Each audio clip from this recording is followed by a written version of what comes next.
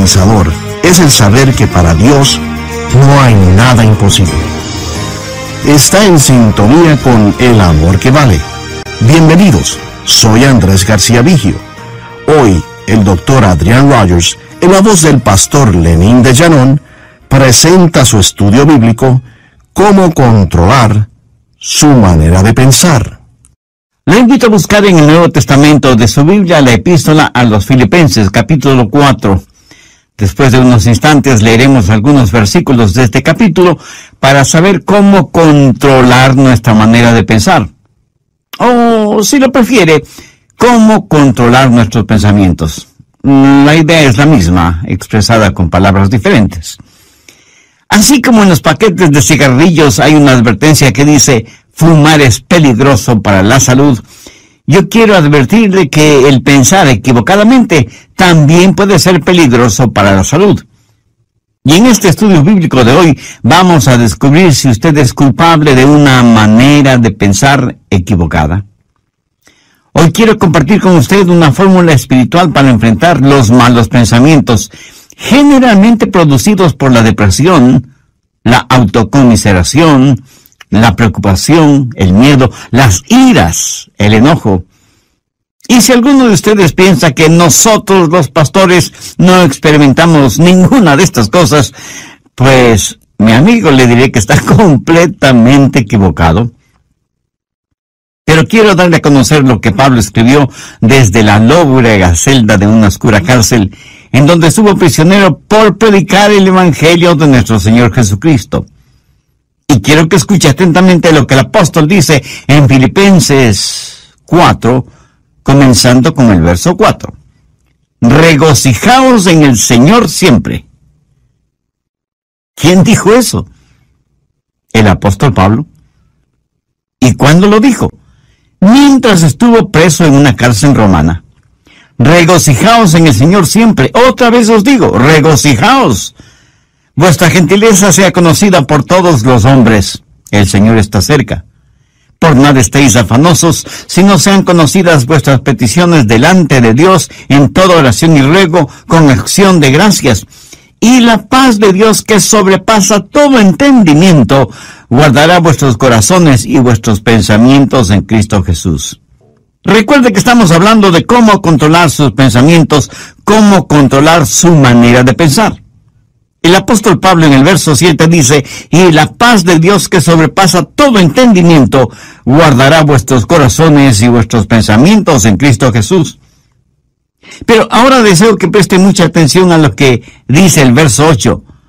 Por lo demás, hermanos, todo lo que es verdadero, todo lo honesto, todo lo justo, todo lo puro, todo lo amable, todo lo que es de buen nombre, si hay virtud alguna, si algo digno de alabanza, en esto pensad.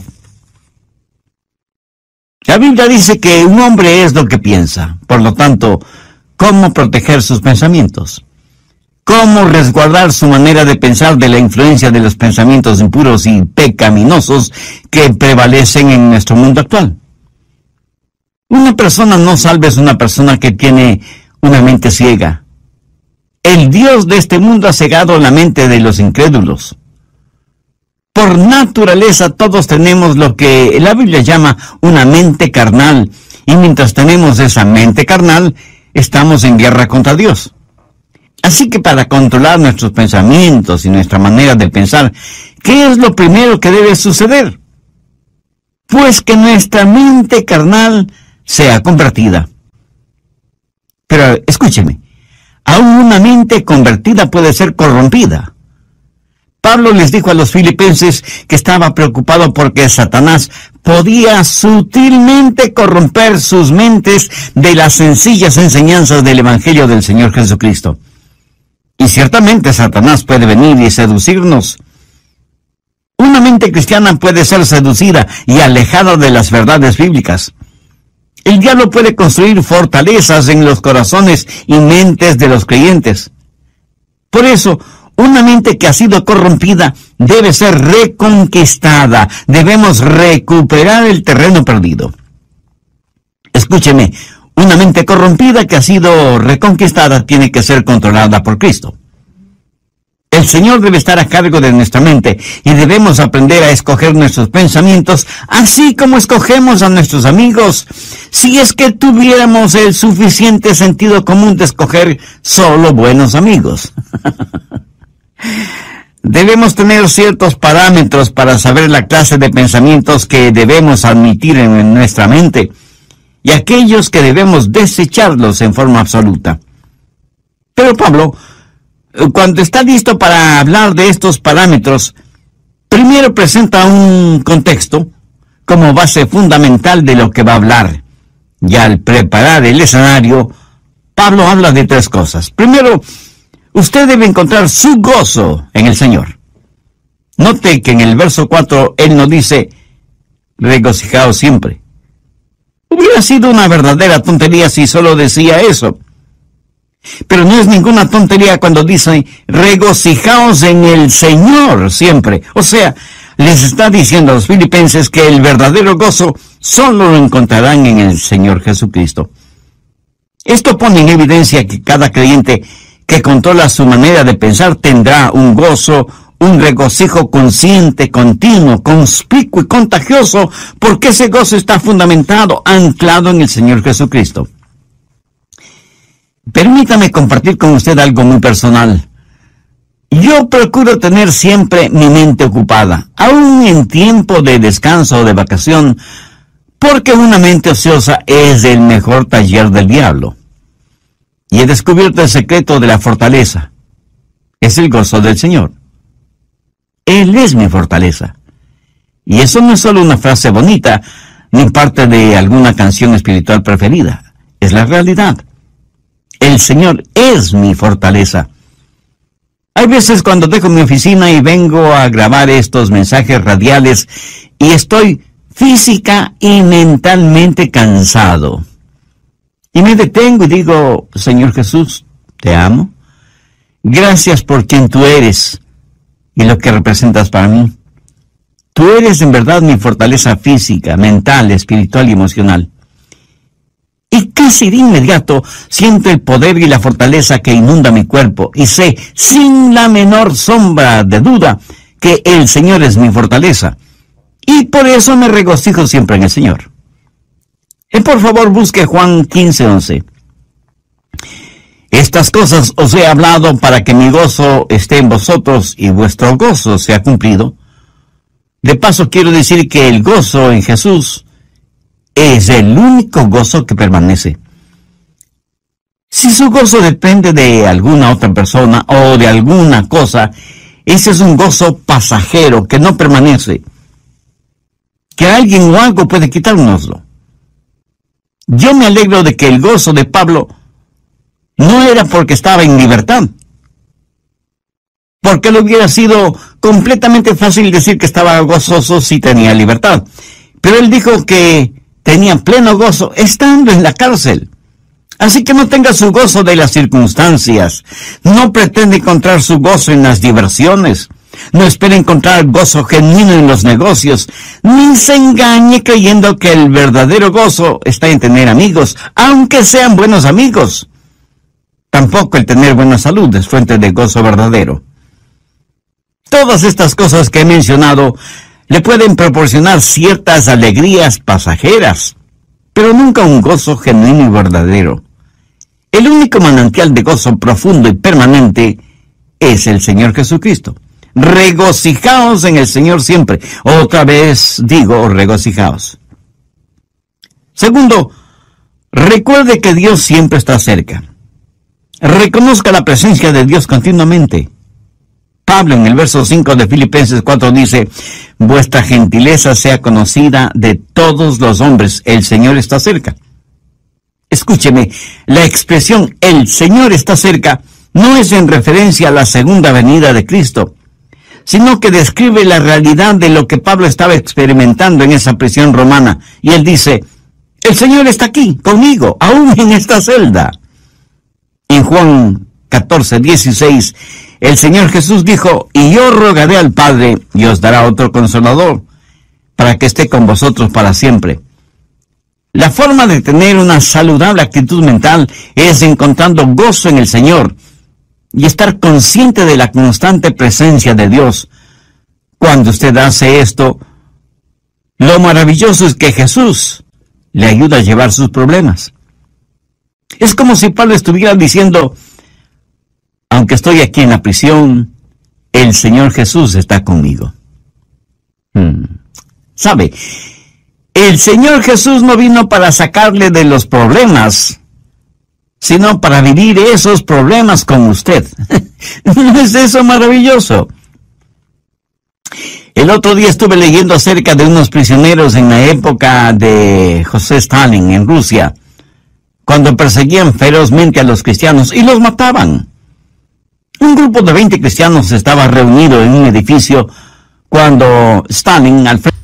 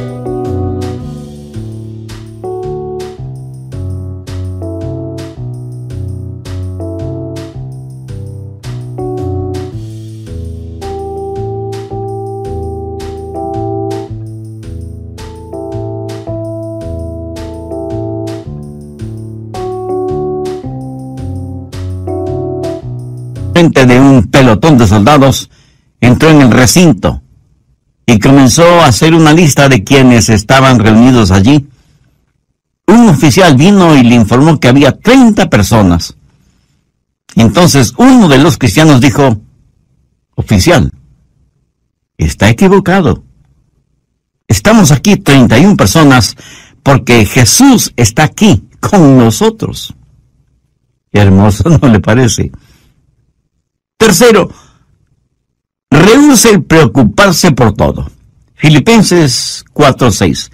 Por nada estéis afanosos, sino sean conocidas vuestras peticiones delante de Dios en toda oración y ruego, con acción de gracias. ¿Lo captó? Por nada estéis afanosos. En el original griego esta frase conlleva la idea de algo que se desgarra. Y eso es exactamente lo que la preocupación hace, nos desgarra interiormente. En un lado está el temor y en el otro lado está la esperanza, y usted se encuentra exactamente en la mitad. ¿Qué es lo que Pablo dice? Por nada estéis afanosos. En varias de sus enseñanzas, el Señor Jesucristo dejó muy claro que no valía la pena el vivir lleno de preocupaciones. Con las preocupaciones, nadie ha podido añadir ni un solo centímetro a su estatura, ni ha podido solucionar algún problema, o disminuir una carga, o secar una lágrima. La preocupación, mi amigo, no tiene ningún valor y además es una gran pérdida de tiempo. Consume nuestras energías. La preocupación no sirve absolutamente para nada. La preocupación no quita la incertidumbre del mañana, pero sí succiona la energía de hoy. Y cubre con sus oscuras nubes el brillo del sol de hoy. Jesús dijo que son los paganos los que se preocupan desmedidamente por todo, y que nosotros como hijos e hijas de Dios no debemos ser como ellos porque Dios cuida de nosotros. Pablo se prepara para decirnos cómo proteger nuestros pensamientos y por eso pone como trasfondo el gozo del Señor, para que reconozcamos que Cristo siempre está con nosotros, para que dejemos de preocuparnos desmedidamente por todo. ¿Pero cómo hacerlo? Por nada estéis afanosos, si no sean conocidas vuestras peticiones delante de Dios en toda oración y ruego con acción de gracias. ¿Tiene usted algún problema que lo considera como un gran problema? Deseo que este mismo momento piense en el problema más grande que usted está enfrentando en la actualidad. ¿Ya lo tiene en su mente? Bien, ahora duplíquelo en tamaño. Sí que es enorme, ¿verdad? Ahora permítame preguntarle, ¿es ese su problema más grande que Dios? ¿O demasiado grande para Dios? Por supuesto que no. Véalo a la luz de Dios, recordando que para Dios no hay nada imposible. Y si usted puede orar por las cosas grandes, eso quiere decir que también puede orar por las cosas pequeñas. El peligro no es que fallemos en orar por las cosas grandes, sino que dejemos de orar por las cosas pequeñas. Por eso el consejo de Pablo es: sean conocidas vuestras peticiones delante de Dios en toda oración y ruego con acción de gracias. Cuarto, desarrolle un espíritu de gratitud. Esto es en preparación para que usted pueda revisar su manera de pensar. Puede evaluar sus pensamientos para saber si los deja o no entrar en su corazón y en su mente. Tenga un espíritu de gratitud. Ore acerca de todo y dé gracias a Dios por todo, lo grande y lo pequeño, lo que es importante y lo que parece insignificante. Deje que sus peticiones sean conocidas delante de Dios. No sé si se habrá dado cuenta, pero muchas veces nos quejamos cuando no deberíamos hacerlo. Déjeme contarle lo siguiente. Hace algún tiempo ya viajaba en el automóvil de un amigo. Él iba manejando y yo le iba contando que nuestros hijos, unos estaban en una escuela privada, otros en el colegio y otros en colegios cristianos. Y me quejaba por el altísimo costo de la educación de nuestros hijos. Mi amigo me escuchaba y me observaba. De pronto dijo: daría cualquier cosa en el mundo si es que mi hijo pudiera ir al colegio. Y pensé, qué espíritu de ingratitud el mío. Mi amigo tenía un hijo rebelde, lo que generalmente decimos una oveja negra. Mi amigo estaba dispuesto a pagar cualquier cosa con tal que su hijo quisiera ir a estudiar. Y aquí estaba yo quejándome amargamente de cuán cara era la educación de mis hijos. Paradójico, ¿no le parece? ¿Alguna vez se ha quejado porque tiene que lavar o secar los platos? Hay muchas personas en muchos países del mundo que les gustaría tener platos aunque fueran sucios. ¿Me escuchó? Quiero decir que los platos sucios son una señal de que usted tuvo algo en qué comer. Una cuchara, un tenedor, cuchillo para comer. Mi amigo, hay millones de personas que usan sus manos, sus dedos para comer y ni siquiera tienen agua para lavarlas después. Que Pablo estaba experimentando en esa prisión romana y dice: el Señor está aquí conmigo, aún en esta celda. En Juan 14:16, el Señor Jesús dijo: y yo rogaré al Padre y os dará otro consolador para que esté con vosotros para siempre. Tercero, rehúse el preocuparse por todo. Filipenses 4:6. Por nada estéis afanosos, si no sean conocidas vuestras peticiones delante de Dios en toda oración y ruego con acción de gracias. ¿Lo captó? Por nada estéis afanosos. En el original griego esta frase conlleva la idea de algo que se desgarra. Y eso es exactamente lo que la preocupación hace, nos desgarra interiormente. En un lado está el temor y en el otro lado está la esperanza. Y usted se encuentra exactamente en la mitad. ¿Qué es lo que Pablo dice? Por nada estéis afanosos. Cuarto, desarrolle un espíritu de gratitud. Tenga un espíritu de gratitud. Ore acerca de todo y dé gracias a Dios por todo, lo grande y lo pequeño, lo que es importante y lo que parece insignificante. Deje que sus peticiones sean conocidas delante de Dios. El apóstol Pablo presenta una especie de lista en el verso 8 y quiero que ponga atención a su contenido.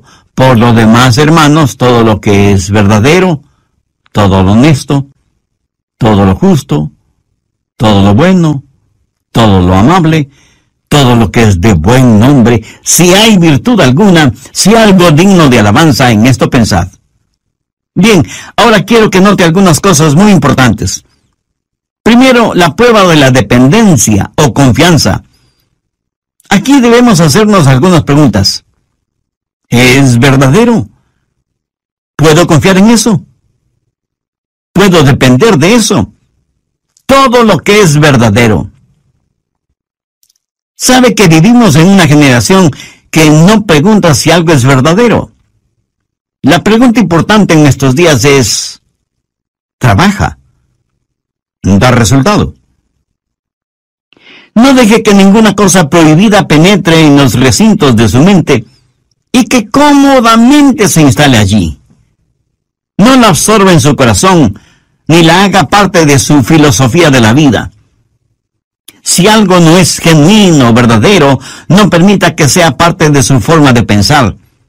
Evalúelo todo de acuerdo a la Biblia, que es la fuente primordial de la verdad. Segundo, la prueba del respeto. Pablo dice, todo lo que es verdadero, todo lo honesto. Y aquí la palabra honesto literalmente significa honorable. Hace referencia a cosas que son honorables, honrosas. ¿Permite usted que cosas deshonrosas se acumulen en su mente? Guarda mentalmente cosas que no son dignas de su respeto. Cosas que no son dignas de que usted invierta su tiempo en ellas. Algunas cosas no son malas porque son viles. Son malas porque son necias, tontas, estúpidas, cosas que no valen la pena. Tercero, la prueba de las riquezas. Todo lo justo. ¿Sabía que la palabra justo en este versículo significa recto, derecho, lo cual es lo opuesto a torcido? Entonces, ¿qué significa esto? Significa que usted no debe dejar que ningún pensamiento torcido, deformado, penetre en su mente. ¿Piensa usted siempre correctamente, con rectitud? En mis estudios bíblicos, predicación y tiempo devocional, siempre trato de pensar con rectitud, honestamente. Reconozco que muchas veces dejamos que pensamientos torcidos invadan nuestra mente porque hemos desconectado los puestos de seguridad. Y sencillamente vamos de aquí para allá sin que nada aparentemente nos moleste. Pero Pablo dice que hay ciertas cosas que no deben pasar por la puerta de nuestra mente. Cualquier cosa que no nos inspira confianza o respeto, o que levanta una bandera de sospecha, ni siquiera debe merodear la periferia de nuestros pensamientos. El apóstol también hace mención a todo lo puro, y puro significa algo que está libre de cualquier contaminación, algo libre de manchas o suciedad. Esto en referencia a objetos o animales. ¿Es esto lo suficientemente puro como para ser usado en la adoración a Dios? ¿Es esto lo suficientemente puro como para ser ofrecido a Dios? Estas preguntas nos llevan al siguiente punto. Cuarto, la prueba de la reverencia. Todo lo que es puro. ¿Es esto algo de lo cual no me avergüenzo de ofrecérselo a Dios? Escúcheme, puede tomar cierta historia o cierta película o cierta música o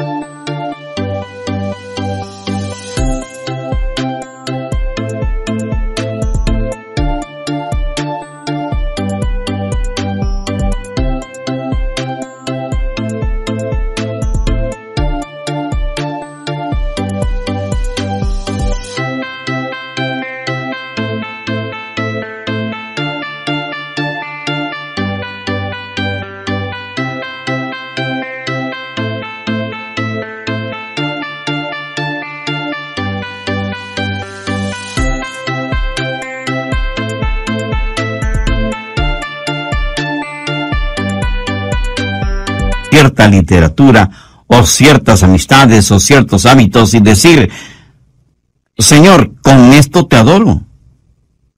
Estoy seguro que alguien me dirá, pastor, ¿no estamos supuestos a adorar a Dios con todas las cosas? Mi amigo, si piensa así, está tremendamente equivocado, porque la verdad es que debemos adorar a Dios con todas las cosas. Por favor, busque 1 Corintios 10:31. Si pues coméis o bebéis o hacéis otra cosa, hacedlo todo para la gloria de Dios. Ahora piense por un momento. ¿Son sus amistades, sus pasatiempos, su trabajo y aún su propia familia algo con lo cual usted podría decir, Señor, te lo ofrezco a ti?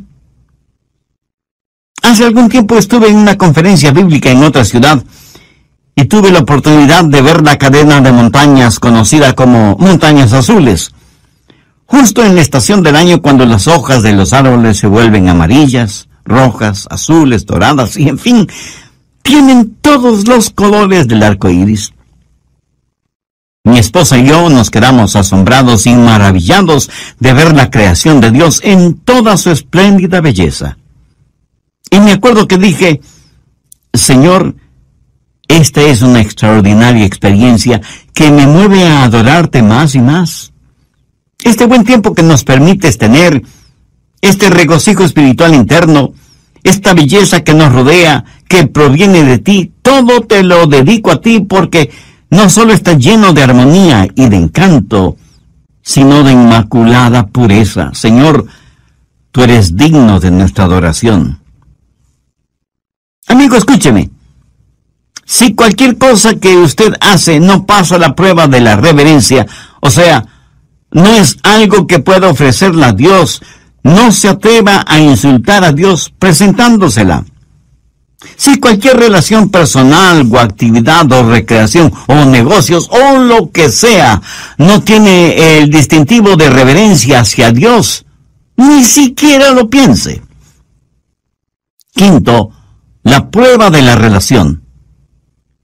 Pablo continúa diciendo, todo lo que es de buen nombre. En el original griego, esta frase literalmente dice, aquellas personas o cosas que causan que se las ame. ¿Qué es lo que causa que usted ame? Si piensa en aquello que causa que usted critique injustamente, o que provoca división entre otras personas, eso es erróneo, negativo, malo. Todo lo que es de buen nombre tiene la connotación de ser guiados hacia el amor. Lo que piensa le guía hacia el amor. Tal vez alguien me pregunte, pastor, ¿eso significa que tengo que aprobar lo que otras personas hacen?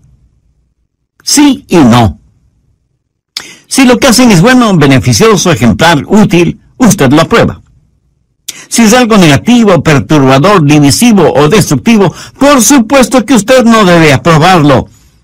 Y no se necesita ser un genio para entender esto, ¿verdad? Pero el que no apruebe lo que otras personas hacen, por la razón que sea, eso no significa que no debe amarlas. Dios nos acepta a cada uno de nosotros, aunque obviamente no aprueba lo que como pecadores hacemos.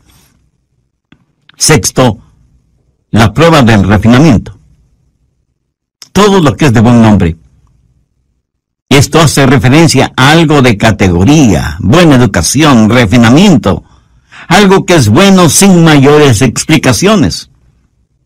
Verá, en todas partes del mundo y en todos los niveles sociales hay personas chismosas. Permítame decirle con genuina tristeza que la iglesia no es una excepción. Yo creo que el chisme es una especie de enfermedad que causa la pérdida de la memoria. Hasta ahora no he conocido a ninguna persona chismosa que admitiera ser chismosa.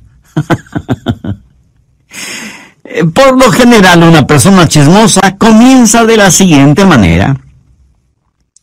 Bueno, usted me conoce y sabe que no me gusta eso de los chismes, pero sabía que...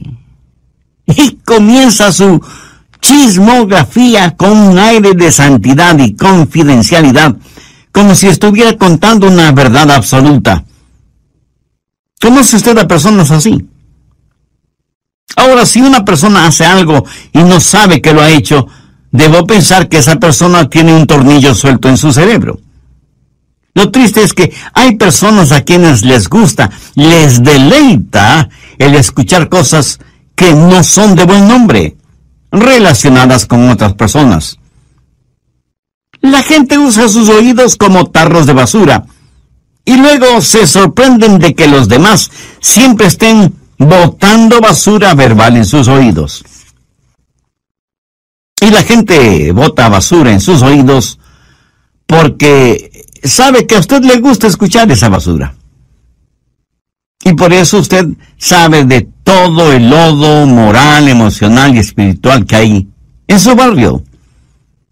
En lo negativo, usted sabe todo de todos. La clase de personas que son los nuevos vecinos, que a determinada jovencita ya no se la ve porque está embarazada sin haberse casado, y sus padres, para evitarse la vergüenza, la mandaron a vivir con sus abuelos, que viven muy lejos. Que el hijo de los Pérez está preso por manejar en estado alcohólico, etcétera, etcétera. Y la gente permite que todos estos malos pensamientos tomen residencia en su corazón y su mente. Pablo, al finalizar este tema, dice: si hay virtud alguna, si algo digno de alabanza, en esto pensad. Esto es tan sencillo y sin embargo tan maravilloso. Usted en forma absoluta puede reconquistar, recuperar el terreno perdido, si reconoce que hay virtud y que es algo digno de alabanza el pensar en todo lo que es verdadero, en todo lo que es honesto, en todo lo que es justo, en todo lo que es puro, en todo lo que es amable y en todo lo que es de buen nombre. Tal vez lo que voy a decir será como llover sobre mojado, pero tengo que decirlo. Usted no tiene que pensar en ninguna cosa que no quiera pensar. Pero escúcheme, usted debe pensar en algo. Usted no puede controlar su vida mental poniendo a su mente en neutro. Debo pensar en algo. Y si no piensa en algo correcto, le aseguro que pensará en algo incorrecto. Si usted no está pensando en algo bueno, tenga la certeza de que terminará pensando en algo malo. La fórmula para no tener malos pensamientos no es tratando de no tener malos pensamientos. Por ejemplo, trate de no pensar en un submarino ahora mismo. ¿Está seguro que no está pensando en un submarino en este mismo instante? Bien, la única forma para no pensar en un submarino en este momento no es tratando de no pensar en un submarino, sino tratando de pensar en algo diferente. Y las personas que están tratando de no pensar en un submarino, están pensando en el submarino acerca del cual tratan de no pensar. Qué interesante, ¿verdad? El apóstol Pablo, escribiendo a los hermanos, a la iglesia en Roma, les dijo: no seáis vencidos de lo malo, sino vence con el bien el mal. Deje que los buenos pensamientos inunden su mente y mantenga su corazón y su mente enfocados en el Señor Jesucristo. En Filipenses 4:7 leemos: y la paz de Dios, que sobrepasa todo entendimiento, guardará vuestros corazones y vuestros pensamientos en Cristo Jesús. Es casi imposible de explicar, pero estamos llamados a tener la mente de Cristo. Por lo tanto, debemos aprender a tener los pensamientos de Dios en Cristo y utilizar la normativa que Pablo nos da en Filipenses 4 como punto de seguridad por donde deben pasar todos los pensamientos antes de que tomen residencia en nuestros corazones y mentes. Y sea agradecido con Dios por su preciosa palabra. Debemos orar para que nos ayude a mantener nuestros pensamientos, nuestras mentes, nuestros corazones bajo la sangre de Cristo. Entre quienes me escuchan en este mismo momento, ¿Habrá alguien que quiera entregar su corazón al Señor Jesucristo? Alguien que quiera ser salvo, independientemente de la edad que tenga o del nivel social o financiero al que pertenezca.